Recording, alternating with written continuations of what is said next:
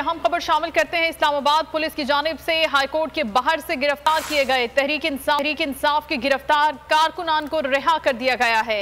वफाकी पुलिस ने इमरान खान के भांजे शेर शाह को भी कारकुनान के साथ गिरफ्तार किया था।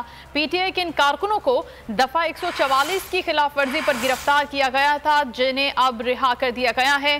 पुलिस ने गिरफ्तार किए गए पाकिस्तान तहरीक इंसाफ के कारकुनान को अब रिहा कर दिया है। इमरान खान के भांजे शेर शाह भी उनमें शामिल थे गिरफ्तार होने वालों में, और अब कारकुनों को रिहा कर दिया गया है। इन तमाम पीटीआई के कारकुनों को दफा 144 की खिलाफ वर्जी पर पुलिस की जानिब से गिरफ्तार किया गया था और अब इनको रिहा कर दिया गया है, जिसमें इमरान खान के भांजे शेर शाह भी शामिल हैं। 144 की खिलाफ वर्जी पर पाकिस्तान तहरीक इंसाफ के कारकुनों की गिरफ्तारी का मामला था और अब उन्हें रिहा कर दिया गया है। एहतशाम अली अब्बासी हमारे साथ हैं, उनसे मजीद बात करेंगे। जी एहतशाम।